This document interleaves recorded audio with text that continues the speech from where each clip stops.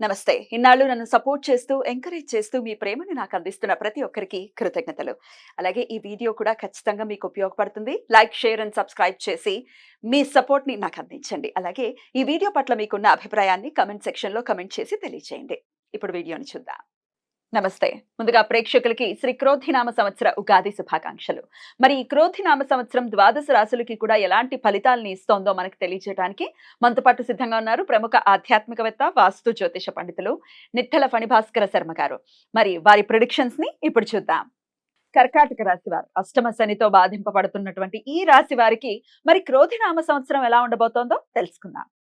కర్కాటక రాశి వారికి ఈ సంవత్సరం రాజ్యపూజ్యం 6, అవమానం 6.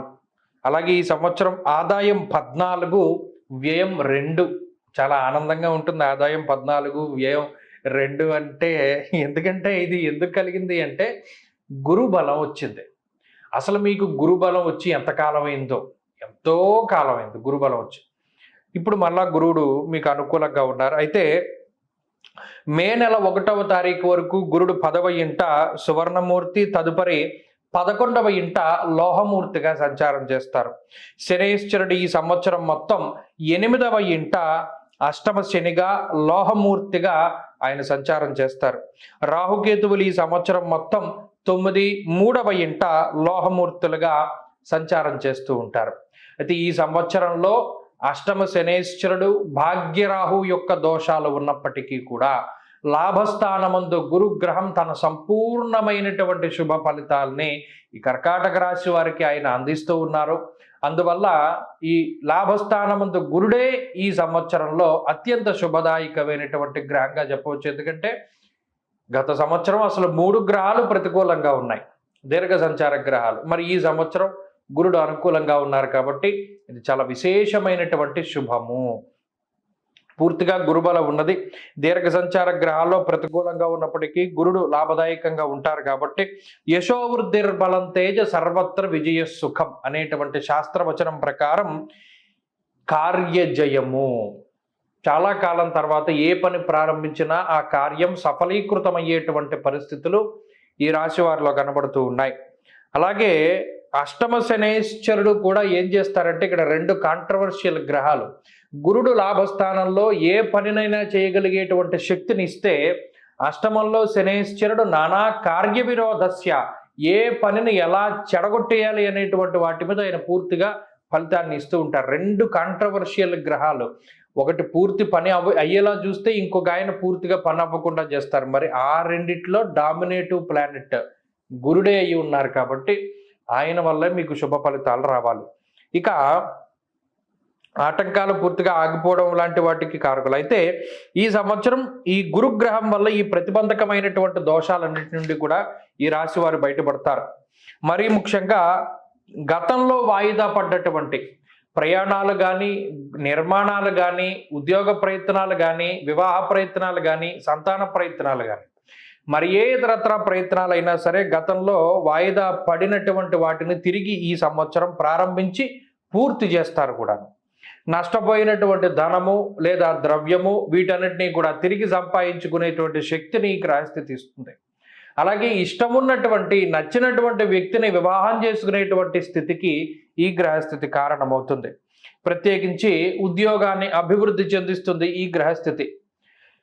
మరీ ముఖ్యంగా వస్త్ర వ్యాపారస్తులు, బంగారం వ్యాపారస్తులు, అలాగే ఈ ప్రభుత్వ పరంగా పనిచేసేటువంటి కాంట్రాక్ట్ ఉద్యోగులు వీళ్ళందరికీ పర్మనెంట్ అవ్వడం, అలాగే పూజా స్టోర్స్ పెట్టుకున్నటువంటి వారు, కళాకారులు, కవులు, ప్రవచనకర్తలు, అలాగే పురోహితం చేసుకునేటువంటి వారు, మాటలు పాటలు రాసేటువంటి వారు, గాయని గాయకులు, ప్లేబ్యాక్ సింగర్స్ వీళ్ళందరూ కూడా ఈ సంవత్సరంలో చాలా అద్భుతమైనటువంటి ఫలితాలు ఈ కర్కాటక రాశి వారు వీరందరూ కూడా అనుభవించడానికి అవకాశం ఉన్నది.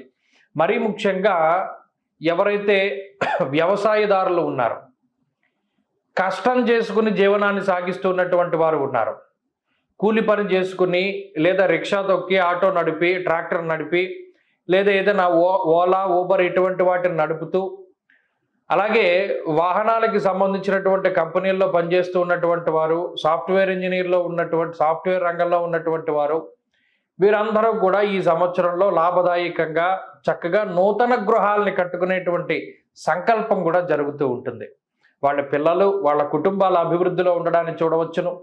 అలాగే ఈ సంవత్సరంలో ప్రత్యేకించి కర్కాటక రాశి వారు ఎవరైతే విదేశాలకి వెళ్ళాలి అనుకున్నారో, విదేశాలకి వెళ్ళి అక్కడ ఇబ్బందులు పడుతూ వారు ఏదైనా సమస్యాత్మకంగా ఉంటే వారికి కూడా ఈ గ్రహస్థితి చాలా అనుకూలంగా ఉండి ఆ సమస్యలన్నింటినీ కూడా తొలగింపజేస్తుంది.